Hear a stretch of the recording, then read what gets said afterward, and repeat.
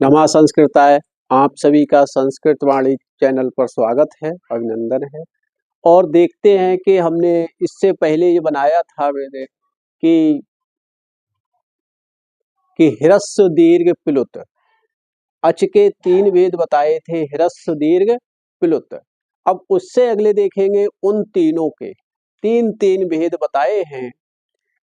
कौन से? पहले सबसे पहले ये देखेंगे ये सूत्र कैसा है। सूत्र कैसा है? ये सूत्र है अचाम अचाम त्रि विद्य निरूपणम निरूपणम निरूपणम सूत्रम। अर्थात अचाम, अचों के, स्वरों के 3 भेदों का निरूपण कर रहा है। कि 3 भेद बता रहा है। कौन से अचों का? तो इसका देखेंगे सा से किसका बोध हो रहा है? सा से बोध हो रहा है ह्रस्व दीर्घ प्लुत। इन तीनों प्रकार के स्वरों के 3 भेद करता है। 3 भेद करता है। कौन कौन से? उच्चैरुदात्तः, निच्चैरनुदात्तः, समाहार स्वरितः। ऐसे सा, अचाम, अचों के जो 3 हैं, इनके 3 भेद करता है। प्रत्येक के 3 भेद करता है। तो ये किसका भेद निरूपण कर रहा है? अचों के, स्वरों के 3 भेदों का निरूपण कर रहा है। अब देखेंगे सूत्र आया उच्चैरुदात्तः। कहते हैं जो हमारे मुख के अंदर कंठ, तालु, सखंड आदि स्थानों से जो वायु का जो अंदर से आघात होता है, तभी वर्णों की उत्पत्ति अर्थात वर्ण उच्चरित होते हैं। अब देखेंगे जब वर्ण तो उच्चरित हो गए, अब कंठ, तालु, सखंड स्थानों से अगर ऊपर के भाग से वायुघात हो रहा है, तब उसकी कौन सी संज्ञा हो गई? उच्चैरुदात्तः। कंठ, तालु आदि सखंड स्थानों से ऊपर के भाग से जो वायुघात हो रहा है, तो उसकी कौन सी संज्ञा होगी? उदात्त संज्ञा होगी। उदात्त संज्ञक सूत्रम। उदात्त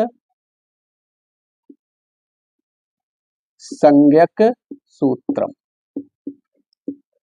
ये क्लियर हुआ कि जो हमारे कंठ, तालु आदि मुख के अंदर जो स्थान है, उच्चारण के स्थान है, जो कंठ, तालु आदि सखंड स्थानों से जो ऊपर के भाग से वायुघात हो रहा है, तो उसकी कौन सी संज्ञा होगी? उदात्त संज्ञा होगी। अब देखेंगे जो हमारे कंठ, तालु आदि सखंड स्थानों के जो नीचे के भाग से वायुघात हो रहा है, तो वहां पर जो शब्द वो निच्चैर अनुदात्त, अर्थात उसकी संज्ञा होगी अनुदात्त संज्ञा। अनुदात्त संज्ञक सूत्रम। जिन वर्णों के कंठ, तालु आदि सखंड स्थानों के नीचे के भाग से वायुघात होता है, तो अब वो फिर उसके बाद जो वर्ण उच्चरित होता है, तब उसकी अनुदात्त संज्ञा होती है।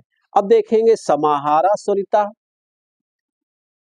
जो हमारे कंठ, तालु आदि सखंड स्थानों के ऊपर के भाग से और नीचे के भाग से, दोनों के स्थानों से अगर कोई वर्ण उच्चरित हो रहा है, तो उसकी स्वरित संज्ञा होगी समाहारा स्वरिता। अर्थात ऊपर के भाग से, नीचे के भाग से, दोनों के भाग से अगर वायुघात हो रहा है, दोनों के स्थानों से, ऊपर के भाग से और नीचे के भाग से से अगर वायुघात हो रहा है तो उसके समाहारा स्वरिता अर्थात उदात्त और अनुदात्त दोनों के मिश्रण को बनता है समाहारा स्वरिता। तो इसकी स्वरित संज्ञक सूत्र है। कैसा है?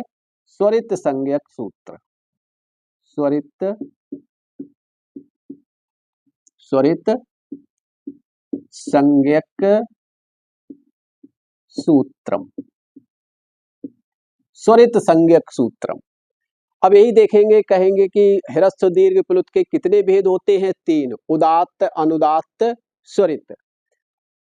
अब देखेंगे उदात्त में क्या है? वायु खंड के हमारे कंठ, तालु आदि सखंड स्थानों के ऊपर के भाग से अगर वायुघात हो रहा है तो उसकी उदात्त संज्ञा होगी। कंठ, तालु आदि सखंड स्थानों के नीचे के भाग से अगर वायुघात हो रहा है तो उसकी अनुदात्त संज्ञा होगी। और ऊपर और नीचे के भाग दोनों के स्थान से वायुघात हो रहा है तो उसकी स्वरित संज्ञा होगी। अच्छी तरह से समझ लेंगे। दूसरा ये है कि अगर कोई परीक्षा होती है तो उसमें कहेंगे उदात्त संज्ञक सूत्रम। उदात्त संज्ञक सूत्र कौन सा है? तो उच्चैः उदात्तः।